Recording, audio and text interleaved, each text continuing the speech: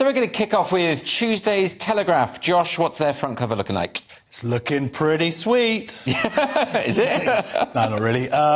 Bank boss pressured. Bank Bosch pressured. There's lots of S's in this thing. You're having trouble here. Bank boss pressured to launch Farage leak inquiry. Yeah, just remember, Josh, whenever you got a problem, just finger space. Okay, thank you. I got yes, that. You used to be a teacher, Francis. Yeah, exactly. I can tell. Yeah. Thanks, guys. With your support, I will be able to read headlines myself So soon. this is more on the Farage story, on the Coots story. This is the next step. So the BBC apologised. Why? Today, Because they got it. Because they got it wrong. Yeah, because they basically said from a trusted source that he just didn't have enough money in his account. And what's the trusted source Coots PR department? Well, no, it might be even higher than that. Oh, really? Because the BBC journalist Simon Jack was having dinner with the Coots. Yes, he was having dinner with Dame Alison. Dame Alison Rose, who's the bank's chief executive of NatWest. So what a coincidence. The next day he suddenly had this exclusive story. Yes.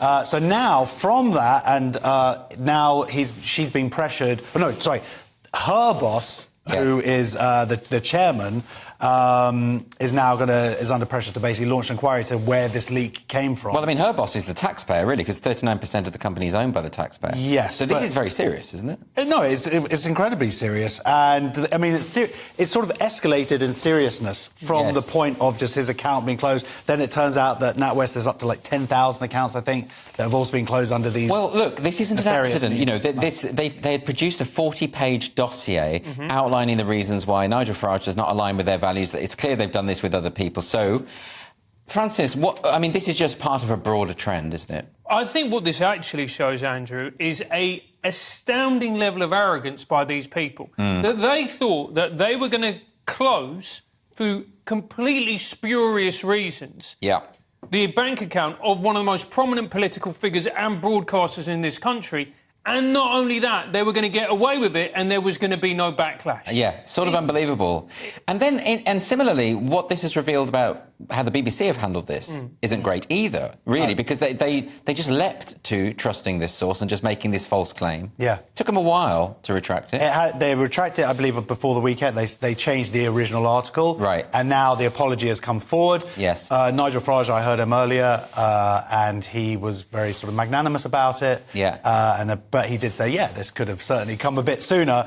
And the mad thing is, we're still seeing people online who are still defending Coots. Well, I was going to ask you about this because I've seen some people have turned this into a political left versus right thing. As in, if you don't like Nigel Farage's ideas, then this is a great thing that Coots can ditch him. And this strikes me as quite similar to the freedom of speech argument. Like, everyone's for freedom of speech, but then sometimes when someone says something that's absolutely horrible, and you end up siding with the person you agree with.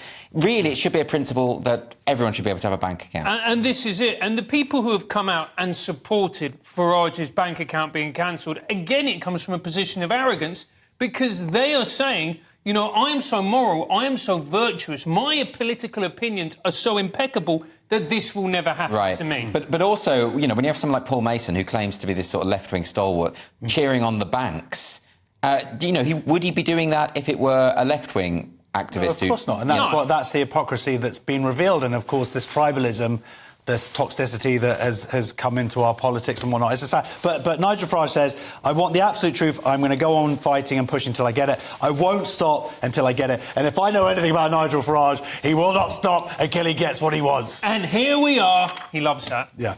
Were those attempted impersonations? No, I could do. No. I can't. I wouldn't. I'd probably lose my job. You absolutely wouldn't, Josh. It just wouldn't be very good. Yeah.